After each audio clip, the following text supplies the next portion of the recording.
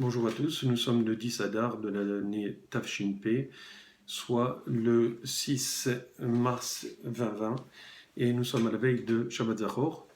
Vous savez que le Shabbat Zachor, c'est un Shabbat où on dit un passage de la Torah où on mentionne la mitzvah d'effacer le souvenir de Amalek. Amalek, c'est le descendant de Esav qui s'est juré notre perte, et actuellement, nous voyons que depuis Haman, depuis Haman que vous connaissez, qui a essayé d'exterminer le peuple juif en un jour, nous avons passé d'autres Amalek, et cette année, ou plutôt à cette période, à cette époque, je crois que vous l'avez tous identifié, celui qui veut exterminer le peuple juif, c'est l'Iran, en fait, qui est le descendant historique de Haman, de l'époque des Perses, puisque les Iraniens sont à l'origine des Perses. Voilà.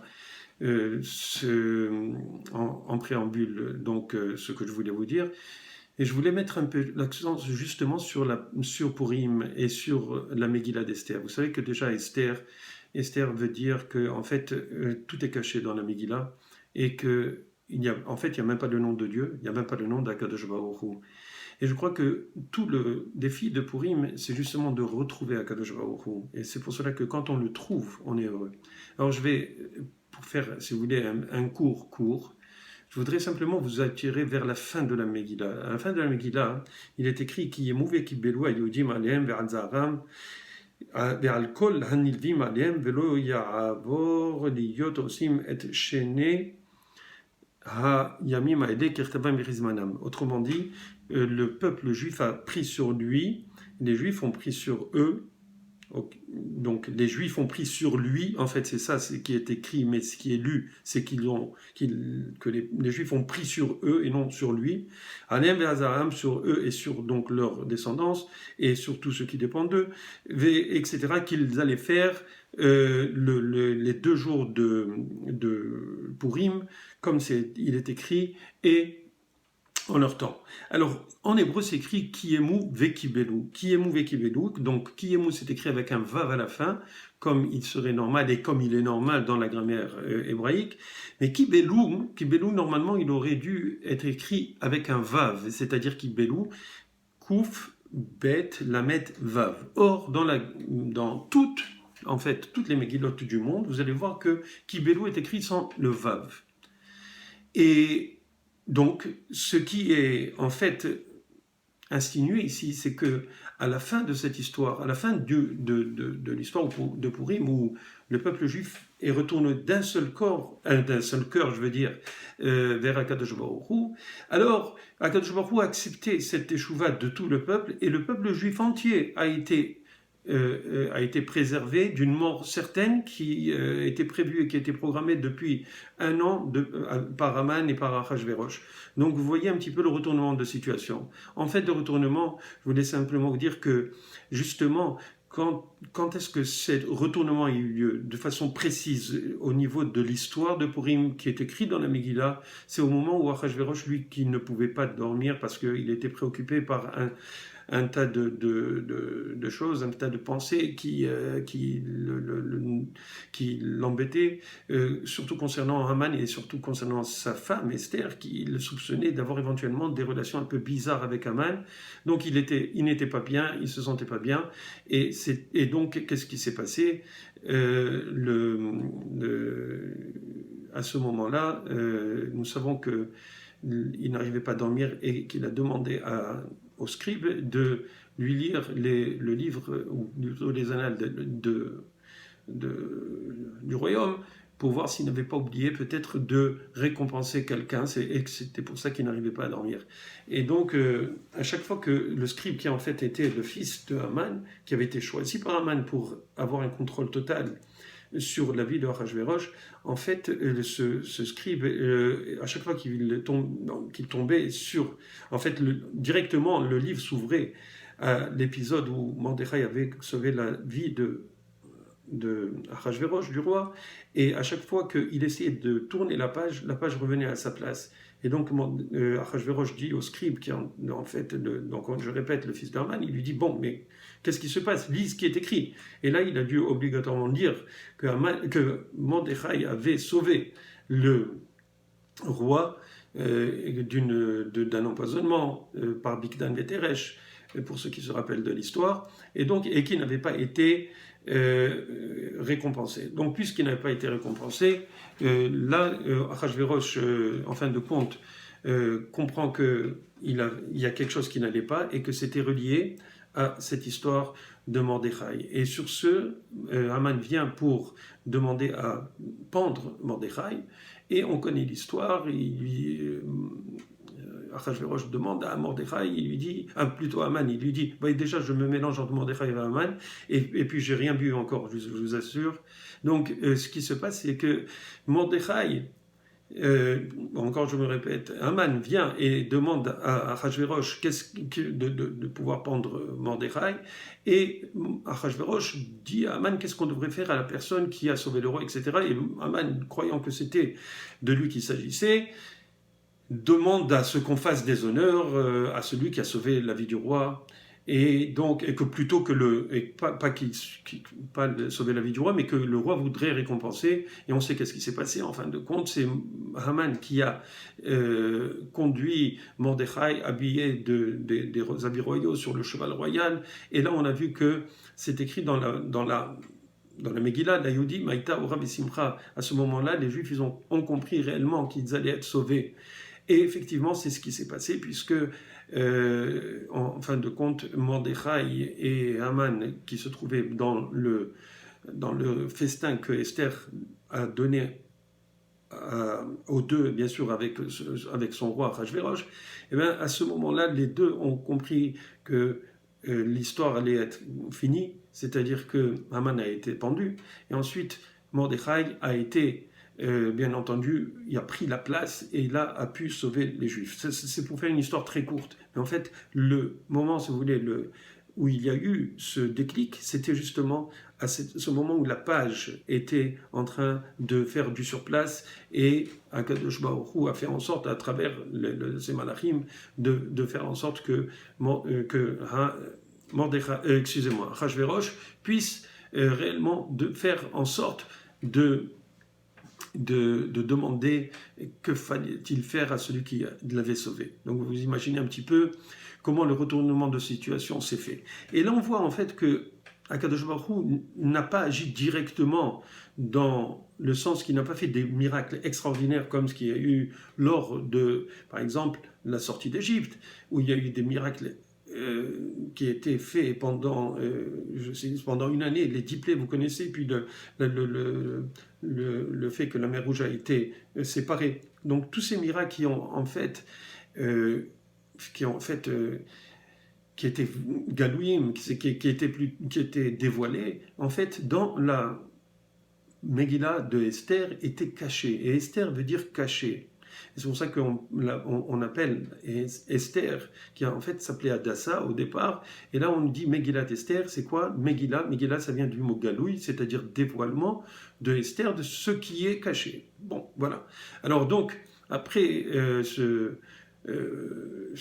préambule, si vous voulez, historique, je voudrais simplement encore revenir sur l'histoire de Kibelou. Kibelou, donc, ne s'écrit pas avec un vav. Et donc, ça voudrait dire quoi? En fait, que normalement, on aurait dû le lire Kibel. Kibel, ça veut dire d'un seul homme, comme je l'ai dit tout à l'heure.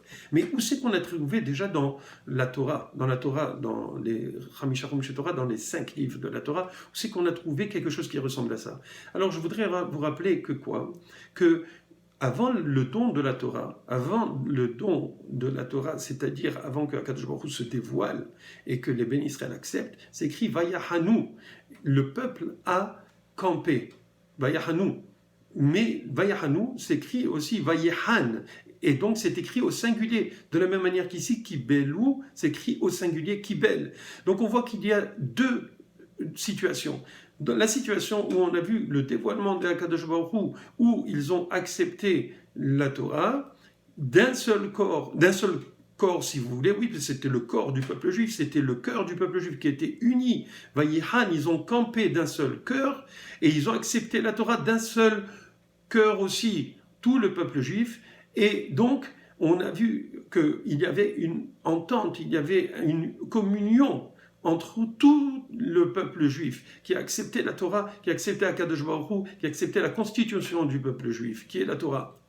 Mais d'un autre côté, on sait que là-bas, il est écrit que quoi? Que selon les Hachamim, Kafa Ha'ar Lahem Kegigit, que Akadosh Baruch Hu, il a mis la montagne sur eux pour qu'ils acceptent la Torah. Comment ça se fait que d'un côté, ils ont dit Na Sevenishma, nous ferons, ensuite nous comprendrons, et ensuite, qu'est-ce qu'ils disent? Que les Hachamim, que quoi? Que Dieu a dû les obliger à accepter la Torah. Et là, on explique qu'en fait, ils n'ont accepté, ils voulaient de tout cœur accepter la Torah de Akadosh Baruch Hu, mais la Torah des Chachamim, ils ne voulaient pas l'accepter. La Torah de toute le Torah Sheba'al Peh, la Torah orale qui allait être transmise par les Chachamim, ils n'étaient pas prêts à l'accepter.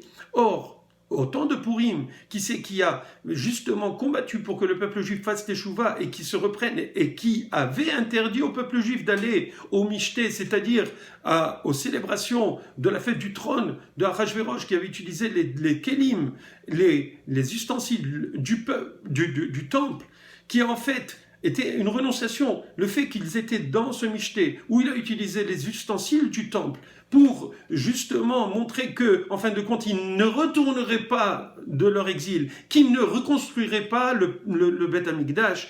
Et les Juifs sont partis quand même, et ils se sont mis à boire avec les goyim, même si le vin était cachère, même si la viande était cachère.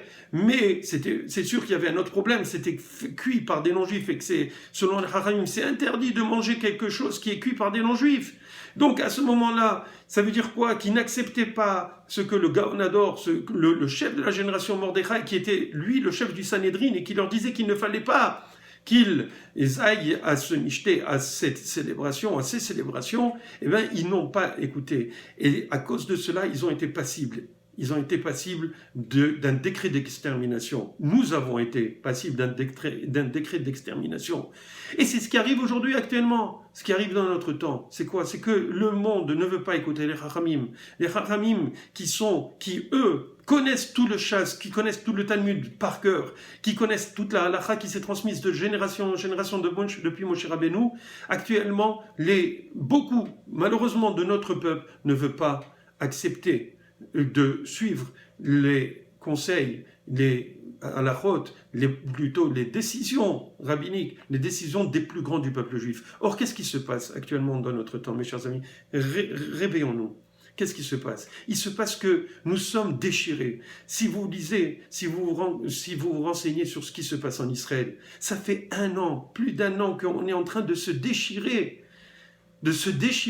entre nous pour savoir qui va représenter le peuple juif, qui va représenter au niveau des nations le peuple juif. Et on voit qu'il y a eu 2 camps qui se sont constitués. Le camp sioniste et religieux d'un côté et traditionnaliste, et d'un autre côté, le camp de gauche qui veut s'allier actuellement avec les Arabes israéliens pour justement faire tomber le camp des traditionnalistes et de ceux qui écoutent la Torah et de ceux qui écoutent la voix des Talmidei Chachamim. Ça, c'est ce qui se passe actuellement. On voit qu'il y a un déchirement dans notre peuple. À cause de cela, on n'est pas dans le schéma de Kibelou, ou en fait Kibel d'un seul corps.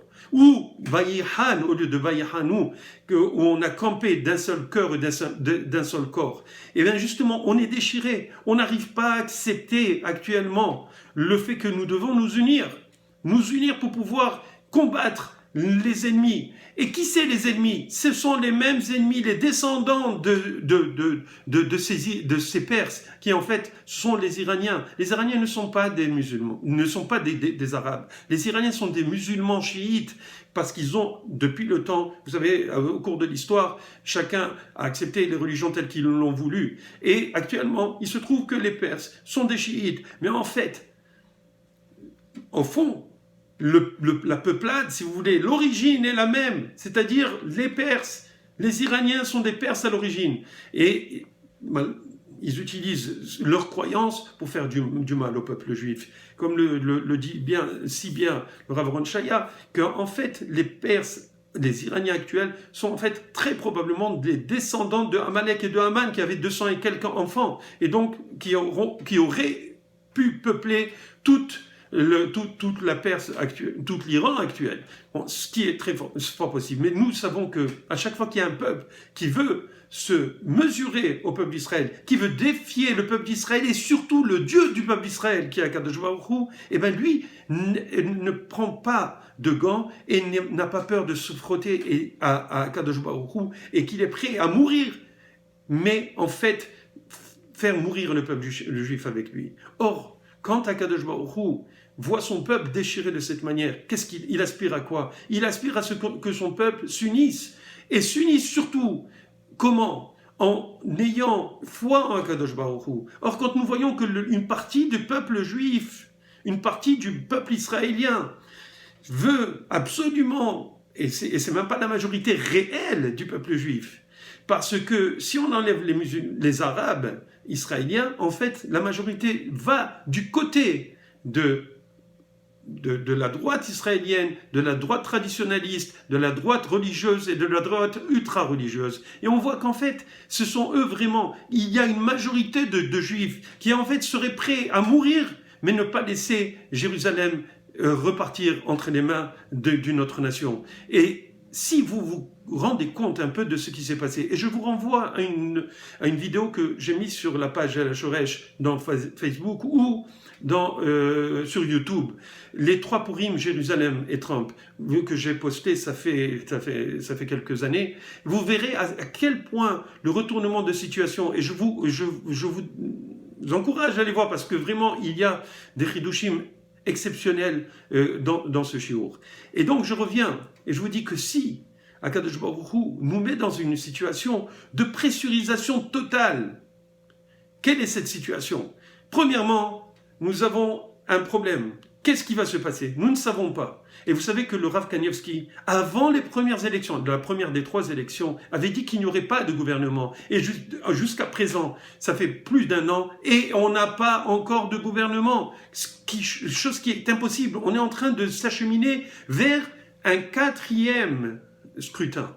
Et ce 4e scrutin, les gauchistes veulent le voler à la droite en faisant passer une loi qui empêcherait Benjamin Netanyahou de se présenter encore et de faire un gouvernement. Donc voyez un petit peu la situation. Mais il y a quelque chose qui est très intéressant et c'est là où je voulais en fait vous attirer. C'est l'histoire du coronavirus.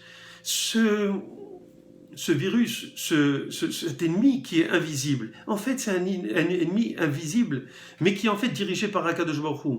Et il est instillé dans le monde.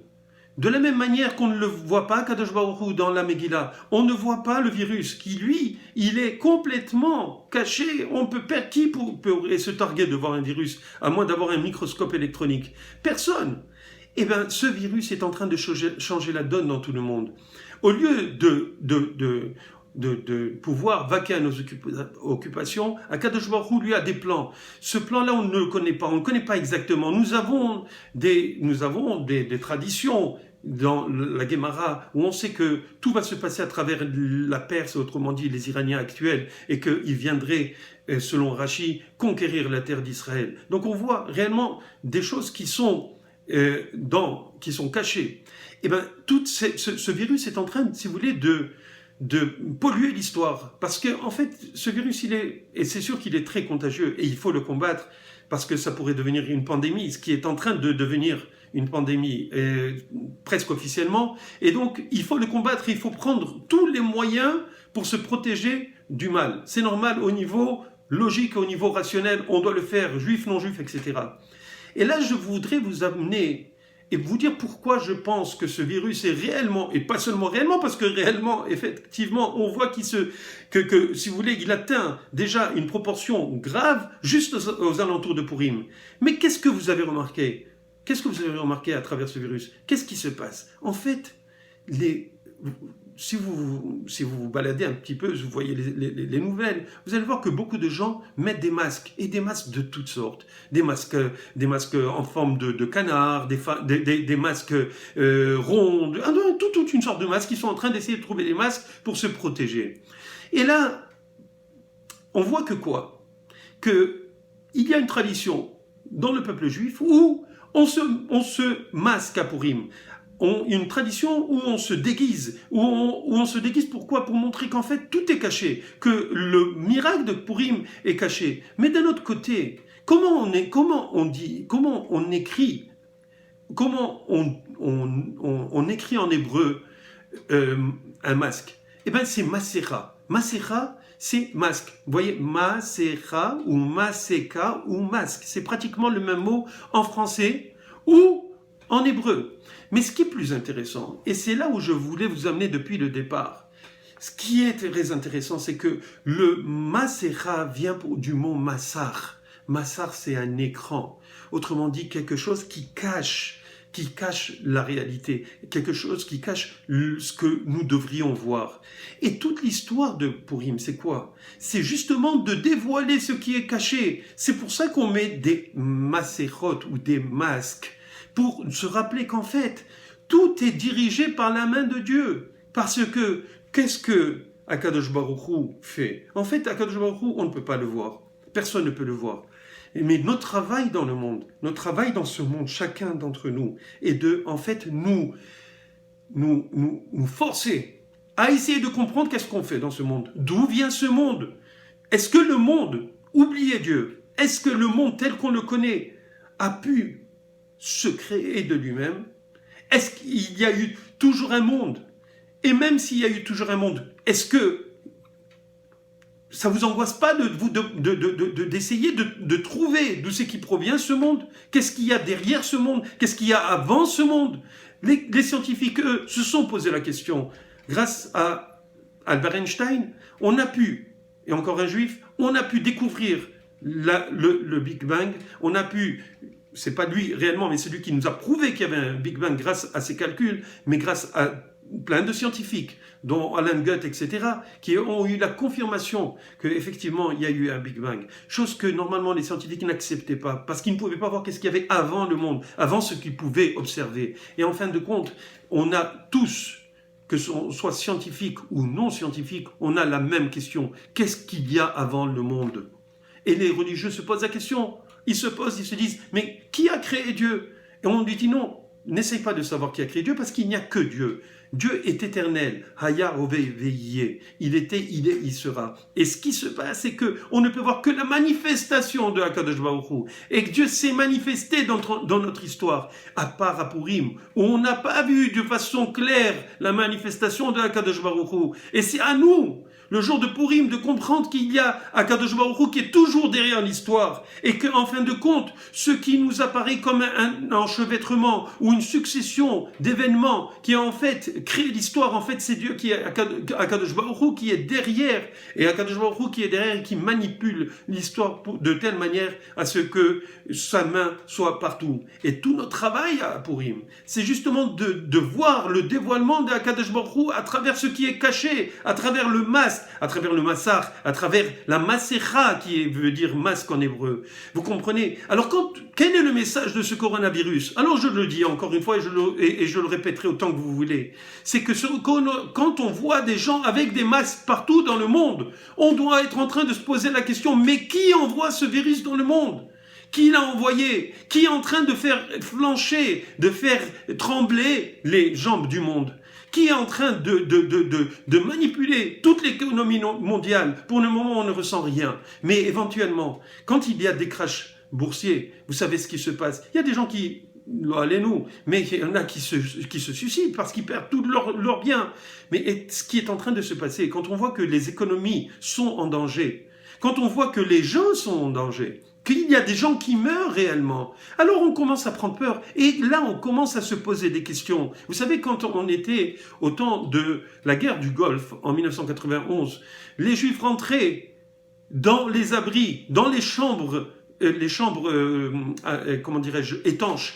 Et qu'est-ce qu'ils mettaient? Ils mettaient des masques, mes chers amis. C'était au temps de Purim.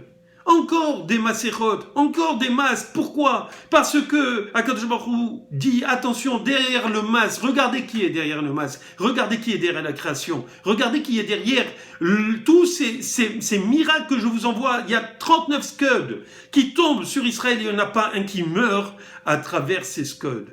Comment ça se fait? Ça, on peut tout expliquer de façon scientifique, mais dans la réalité, selon les statistiques, on est d'accord qu'un autobus plein de TNT ou même plus puissant que le TNT qui tombe sur une ville, il va faire au moins un mort.